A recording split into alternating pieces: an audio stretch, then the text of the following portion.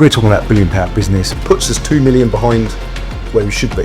It's the associates that we're lacking. I saw a gap in the market between the two businesses.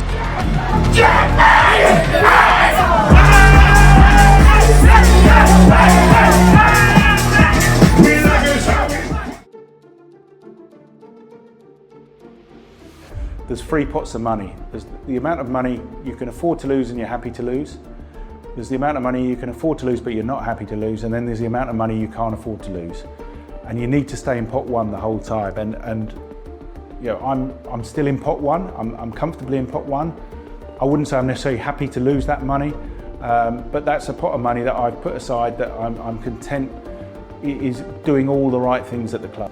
So my first involvement officially with the club was when, shortly after Spencer acquired his majority share. I often described it at the time as, Spencer panic purchased the football club, and he didn't at all, because it was a dream of his for a long, long time. He was trying to buy the club for a long time. You probably heard the story. Many attempts, and it sort of dragged on. Because he had a hell of a lot going on, having just opened the Miami branch of American Medical Journal. So we've got the European Medical Journal, EMJ, and he literally just, I think, signed to launch the American office. So he had plenty on his plate, but this opportunity came along, and he wasn't going to pass that up. And the whole time he was saying to me that if I get it, will you come on as a non-exec director and help us run the club? And it was always yes. But it started to feel like it, will it ever happen? Eventually it did, thank goodness, and here we are, and we've come a long way already. The opportunity to make a positive impact on the club, the opportunity to make a positive impact on the community, and I think that was the main driving force, the main focus for Spencer. It wasn't just to own it, but as he said from the start, is to leave it in a significantly better place than what he found it. Coming into the football club, it was an unknown for me. I thought we'd got quite good on budgets this year, learning from the last 2 years, but already we have stuff that we just hadn't thought about, or that we need, that we didn't know we needed, that we're already, the season hasn't even started. Our financial year is from the 1st of July, and we're already overspent on a couple of things.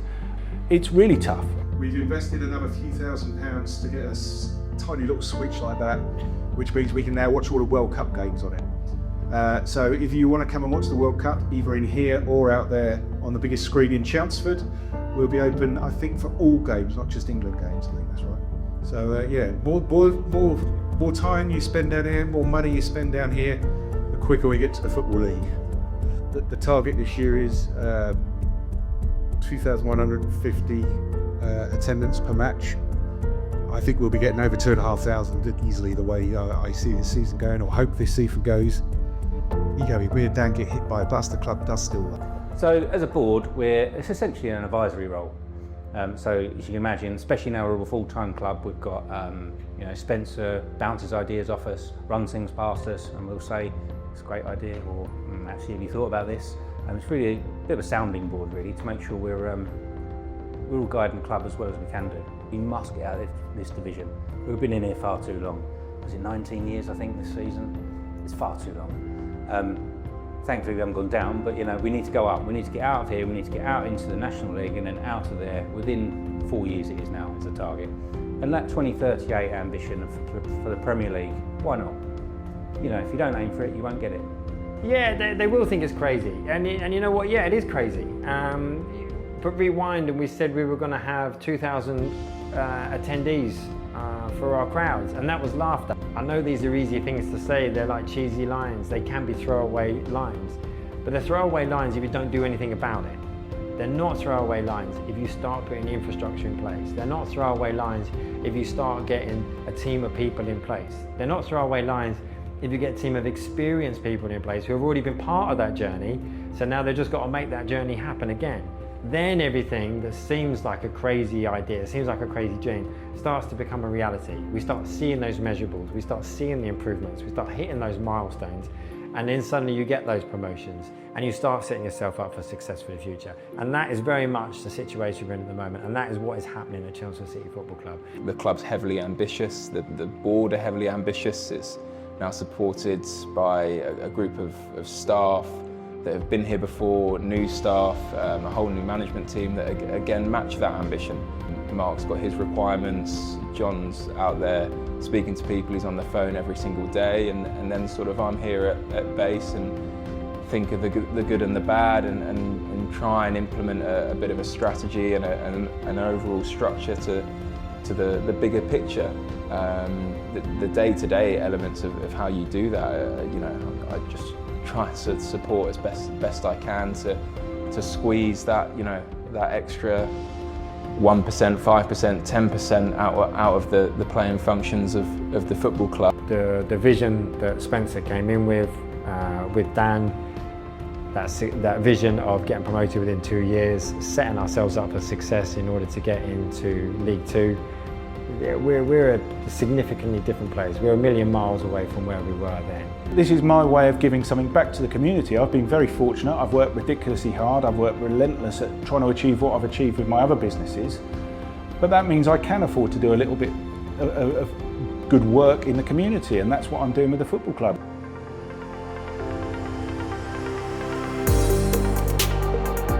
We're here at 88 Wood Street. It's the headquarters for Gordi Group. So we run the European Medical Journal for here, EMJ. We also oversee AMJ, American Medical Journal, and EMJ Learning that's based out in the Netherlands, AMJ obviously out in Miami.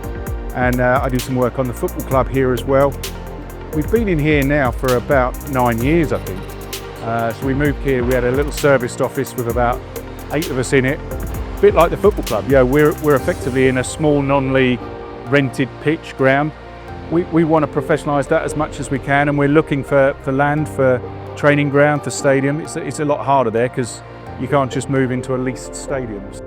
It's about having an inspiring location, and as you go up here you can just see more and more of the city, and it does really inspire me every time I come in here. Just thinking how privileged we are to work in such a great environment. It's absolutely brilliant.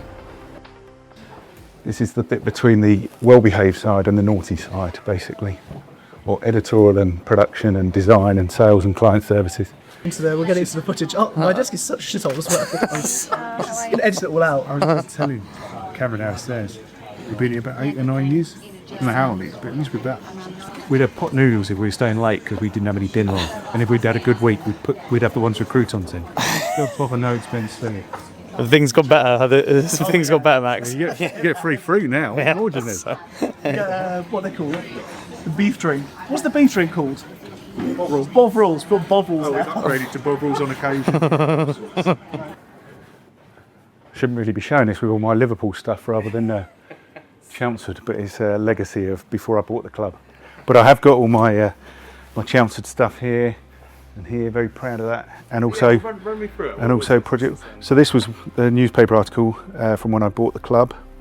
You got the Queen's Award here. That we were the only company in the country that won a Queen's Award. It was on the Times 100 fastest growing businesses and the Times best place to work in the same year. Only company that's done that. And again, a bit more about when I bought the club from the BBC website, which was something I've never really envisaged being on BBC Sports, something I look at every day. And when I saw myself on there, I was like, bloody hell, yeah, we have made it.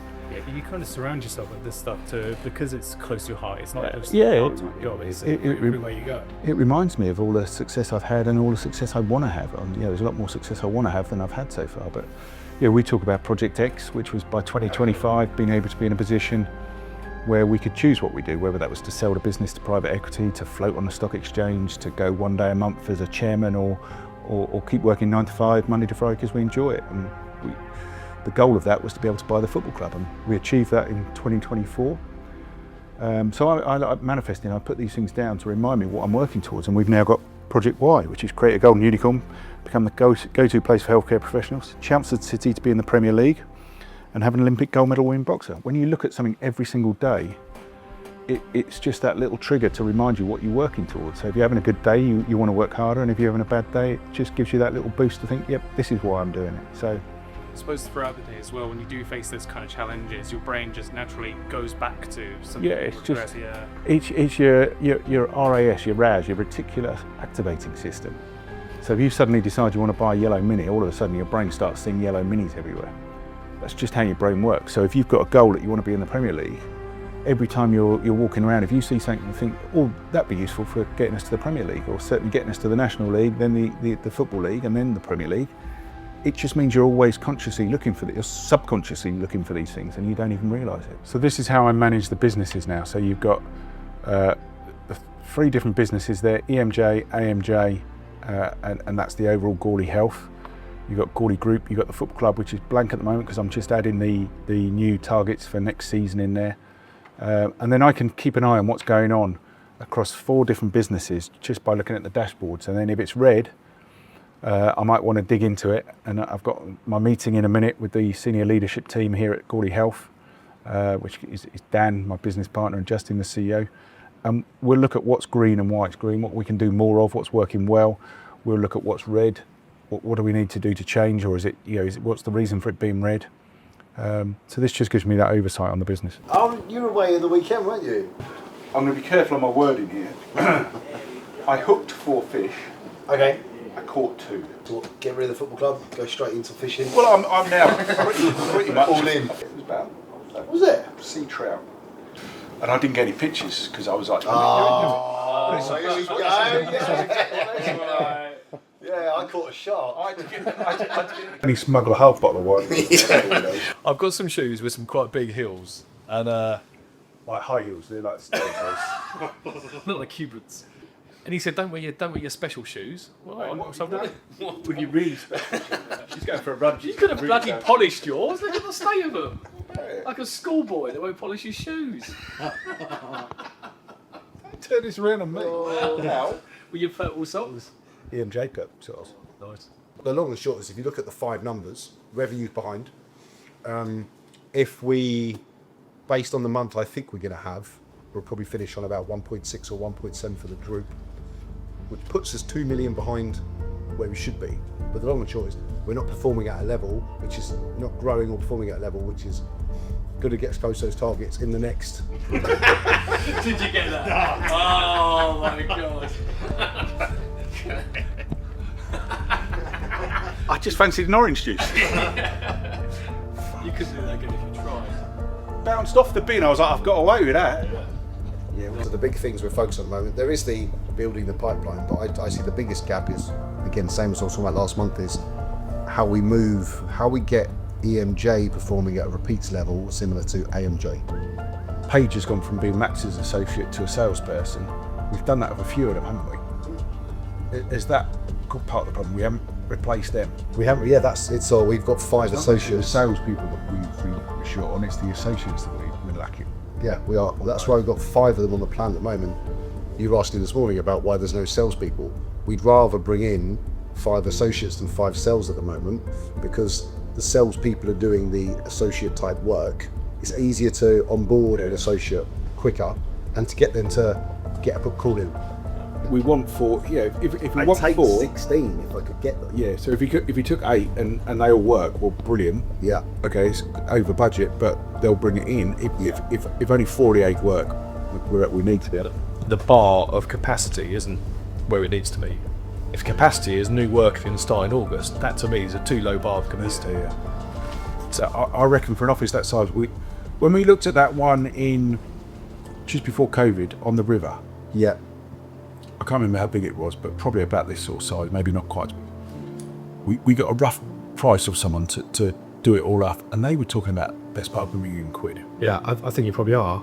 But so what comes up is some of the offices that are being regenerated and been done up. There's deals to be done where they will take it be for you in the deal. So you haven't necessarily got to front it up. No, but so if it's already done up, they'll give you the money as a rent-free period. If it's not done up, they'll do it up for you, but you won't get a rent-free period. No. So we're paying for it one way or the other. Yeah, the rent must higher. It's better to get the rent-free period. Yeah. Because they've already done that work. Because someone else was in there before. Yes. Yeah. So it's getting the floor size. So if we want everything on one floor, ideally, that limits it. Because there's quite a lot of availability of Cat A's, 13,000 square feet loads. You want 13,000 on one floor, Cat B, then it's like. I still think that's the challenge. Go and look at one. Let's go and look at 1 or 2 on the river. Ones on the river, a lot of them, the availability is not on good floors. It's lower floors. I think if you're on the river, being low is quite good. it depends. It depends how low you are. You got to be able to look out your window and actually see. Some of them are literally like the ground floor, so you won't have a river view. Are we better going a street back than going up to the 12th floor and having a view, but you're a street back? I'd personally rather be right on the river if we were doing that. So you can fish like out the window. Exactly. Well, I'm very good at that. We need to decide what the 10-year goal is for the group. Yeah. And then work out how we're going to split the businesses, not just AMJ, but EMJ Learning as well. And then we just work backwards from that. Just say, if this is where we want to be in 10 years, in 5 years, it all should be at this. So it depends if you want to be involved in it or not. As in the meetings. We're talking about £1 billion business, and we're talking about, even 3 years where we want to be. It's a fuck lot of work. And I think, if we're paying the CFO centre for 2 days a week, we could probably get a full-time CFO for the same money 4 days a week. So actually, for not a lot more, you're probably looking at getting a full-time CFO that can oversee everything and actually start helping us with some of the business plans, taking more on. We're set up to just about do it if everyone goes 20% extra, which doesn't mean we're set up for next year. I think we're in luck, but for playing year by year, whereas I think it's a good time to go right 100% set up for the next 5 years. Professional work that needs to be done to hit our annual target. If you go and ask anyone out there, what's our revenue target for next year? How many journals do? No one could answer those questions. There's no one doing that strategic long-term thinking, and me so less than you two, but you two are still very hands-on operationally. Yeah. Work on the strategy with Spencer and Dan, making sure that we've got vision of where we're going, where we're heading, we've got clear goals, and then we work backwards from there to make sure that we've got all of the things in place to deliver that, and the right people to help us do it. I knew Spencer at college 30 odd years ago. Even then he was very competitive. We would leave. Our college was over 2 sites, a car park at each. We'd have lessons at one of them. We'd get in our cars and have to drive around to the other campus for the other lessons. And there wasn't always enough car parking spaces. So when we'd leave our lesson at one site, we would casually walk to our cars, pretending we weren't rushing. And of course, we'd both get in our separate cars. And then the race would start, and we'd burn off around the streets different ways to try and get to the other campus, to get to the last car parking space first. So even then, Spencer was very competitive. He always wanted to win something and have a goal and a challenge and deliver on it. So that was a narrative that was always there, even in those days. I genuinely believe when Spencer says we've set these goals for 2038, they sound ridiculous, but actually most of those he will achieve, or get incredibly close to, and he'll go further and help us go further than a lot of other people would have done. So yeah, it's a great thing to be bought into.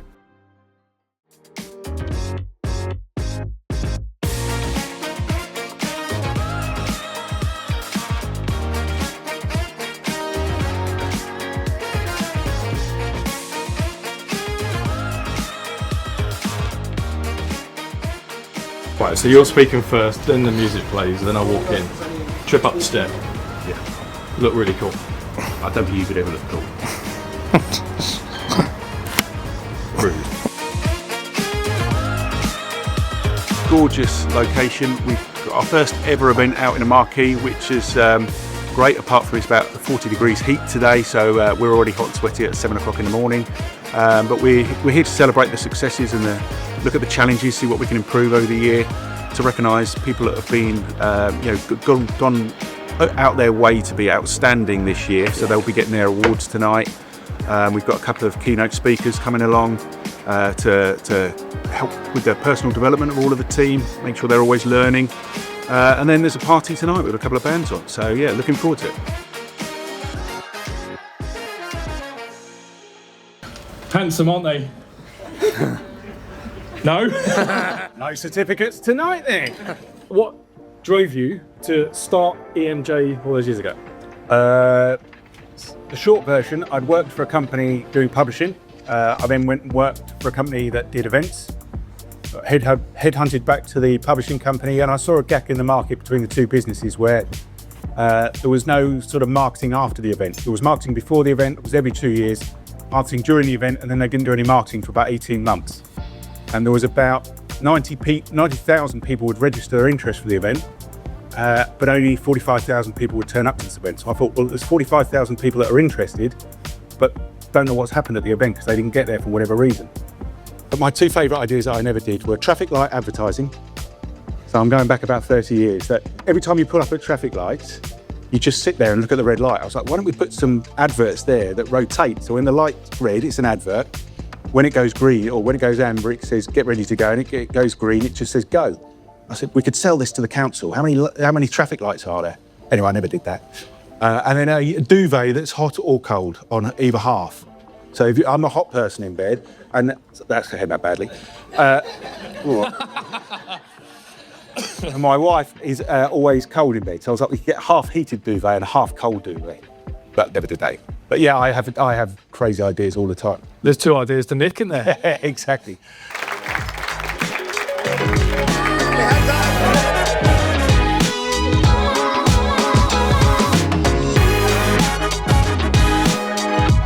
And we've got our values and the sort of the entire buy-in, look after your own shit and go the extra mile. The fourth unofficial one is having fun. And so if you're going to do an event like this, rather than a typical corporate style event, let's make it a fun event. So yeah, we've got the IB for EMJ Fest today. We are the Foundation!